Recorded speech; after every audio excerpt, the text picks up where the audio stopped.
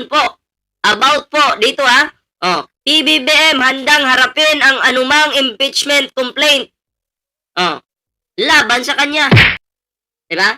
So, may paninindigan po ang ating mahal na Pangulo. Diba? May paninindigan si PBBM. Hindi katulad ng iba dyan, hindi humaharap, takot sa impeachment.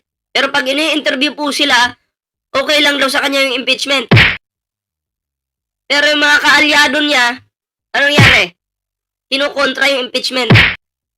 Pero pag ini-interview na si Puday to.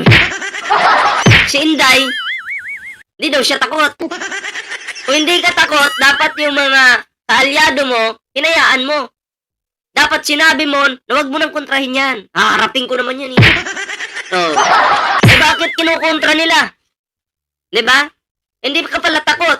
Dapat pinigilan mo yung kaalyado mo. Pero ngayon, si Pangulong Bongbong Marcos po, hindi po siya takot. Dahil handa niya pong harapin ang impeachment laban sa kanya. Dahil siya po ay may siya po ang tao, no? Na meron talagang paninindigan.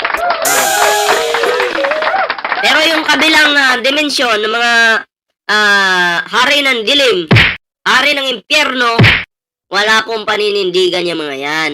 Mga buaya, mga lustay, diba? Mga takot yung mga yan. Wala po silang isang salita. Pero, punong-puno po sila ng kayabangan sa katawan. Sila po ang number 1 sa Pilipinas. Mga Duterte po ang number 1 sa Pilipinas pagdating sa kayabangan. Pero sa pagserbisyo sa taong bayan, wala. Ito nga si Sara Duterte, alam naman natin, taga Davao yan eh. Wala ngang kwento, wala ngang reaction dun sa mga basurang hindi kinukolekta dyan sa Davao. Tahimik nga lang siya sa issue na yan eh. Davao yan. Mabaho na daw po yung Davao ngayon. Isa sa pinakamalinis na lugar, di umano, Davao City. Pero mabaho na ngayon. Dahil ang mga basura, pinapabayaan lang. Anong komento ni Sara? Wala. Tahimik lang sa issue. No comment. Kasi, Vice President kayo, nasasakupan mo yung Davao, dapat gumalaw-galaw ka naman. Diba? Yung basura, ipalinis mo. Kung tamad yung kapatid mo na si Baste, mag-initiative ka bilang isang Vice President. Alam naman talaga natin tamad si Baste.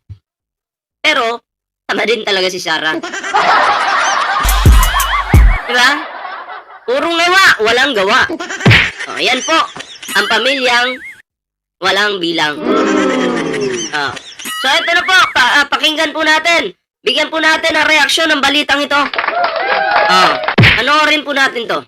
Handa si Pangulong Ferdinand Marcos Jr. na harapin ang anumang impeachment complaint na ihahain laban sa kanya kaugnay ng issue sa pambansang budget ayon sa Malacanang. Naniniwala ang Malacanang na mayorya pa rin ng mga kongresista ay nagtitiwala kay Pangulong Marcos dahil sa anyay ginawang hakbang ni PBBM na protektahan ang pambansang pondo lalo na ang 2026 budget laban sa katiwalian. Ayan handa po si PBBM na harapin ang kumbaga impeachment complaint no laban sa kanya. So may paninindigan po si PBBM at naniniwala po ako na ang ating Pangulong Bongbong Marcos merong isang salita. Diba? Siya po ang tao na dapat talagang suportahan. Yung may mga isang salita, yun yung dapat suportahan. Diba? Kasi siya naman po talaga ang nanguna sa pag-imbestiga sa flood control projects na yan. Kumbaga, siya ay number 1 sa pangunguna para bookingin itong mga corrupt, okay, na mga politiko, na mga kontraktor, diba? Si PBBM po yung nanguna. Kung maalala nyo, anong sabi ni Digong dati sa nung presidente pa siya? Marami daw talagang kurakot sa DPWH. Sinabi niya yan. Sinabi ni Digong yan.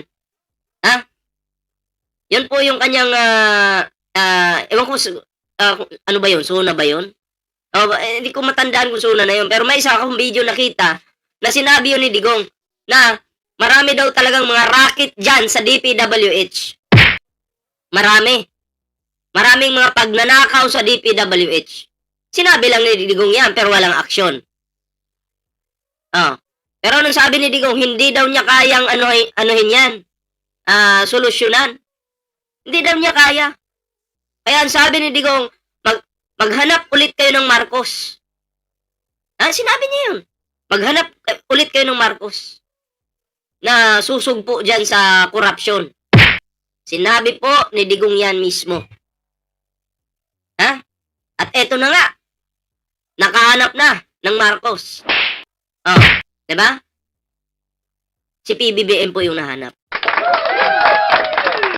Si Pangulong Bongbong Marcos. Ano nangyari?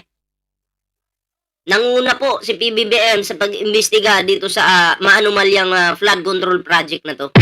Siya po ang isa sa nagbulabog sa buong bansa. Binulabog niya ang mga buaya dito sa ating bansa. Kahit nga si Saldico hindi umubra kay PBBM eh. Diba? Hindi po umubra si Saldico kay Pangulong Bongbong Marcos. So, ang lupit po ng ating Pangulo. Diba? Hindi kinaya ni Digong, pero si PBBM kinaya niya. Tapos ngayon, isisisi nyo kasalanan ni PBBM. Sa panahon pa lang ni Digong, marami ng kurakot sa DPWH. Diba? Marami na.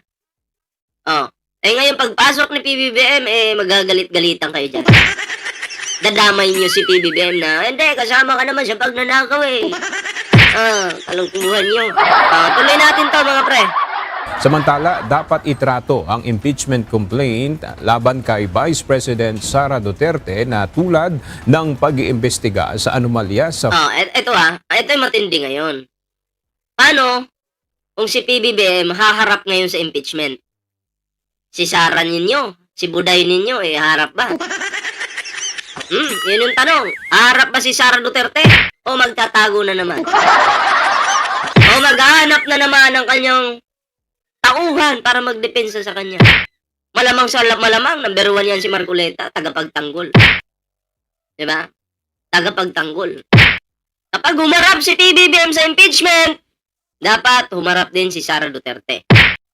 I think strategy ito ng ating gobyerno na pa-impeach si PBBM, pa-impeach si Sara Duterte. Ngayon, haharap si PBBM. Si Sara nyo harap ba? Yun yung tanong. Yun yung tanong na talagang mayayari kayo. Diba? Flood control projects. Ito ang posisyon ni Pangulong Marcos Jr. sa ulat na muling pagsasampa ng impeachment complaint laban sa Vice Presidente. Ayon kay Palace Press Officer Undersecretary Claire Castro, ang ibig sabihin lamang ng Pangulo dito ay mapanagot ang dapat managot. Yan mapanagot ang dapat managot. Kung noon po, ayaw ni PBBM na ipa-impeach si Sara Duterte. Ngayon, ayon po kay Atty. Claire Castro, nakita ko yung video na yon, sa tingin ko, pumapayag na. Diba? Para malaman ng taong bayan kung ano ba talaga yung totoo. Hindi naman po sinasabi ng Malacanang na guilty si Sara. Pero kailangan niyang harapin yung impeachment. Kasi kung wala siyang kasalanan, absuelto siya. Kung may kapalpakan talaga, good luck. Diba? Tuloy natin. At ang Pangulo naman, handa naman po sa lahat ng pagkakataon dahil siya po ay gumagalang sa konstitusyon. May paggalan po ating Pangulo sa ating konstitusyon. Maganda po yan. Pero yung kabilang panig po na kampo ng kadiliman, wala pong paggalang yan. Gumagalang po siya sa proseso. Pero kung pag-uusapan po natin ay breach of public trust, dahil nabanggit ito tungkol sa di umanong pagpirma sa GAA. Ang Pangulo po, unang-una, hindi po siya nagnakaw ng pera. Pangalawa, siya po ang nagpapaimbestiga sa mga maaanumalyang flood control projects at maaaring naging sanhi ng korupsyon. Pangatlo, wala po siyang Mary Grace Piatos. Lupit ang sagot ni Atty. Claire, ano? Wala pong Mary Grace Piatos si PBBM.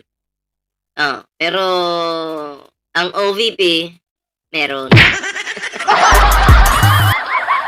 Sabi nga ni Bato de la Rosa, maraming piatos din sa Davao. Sa amin din dito, marami din piatos, kaya nga lang pulutan.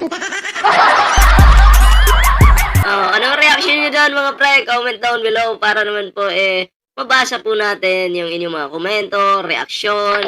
Ayan importante po yan mga pre. Siyempre, bago tayo mag-move sa next topic natin, huwag kalimutang mag-like, share, and subscribe para naman po maging updated kayo sa mga uploads natin. Siyempre, no, huwag kalimutan, meron po tayong TikTok, may Facebook po tayo, and siyempre, no, kalimbangin nyo lahat ng ating mga social media accounts. Ayan.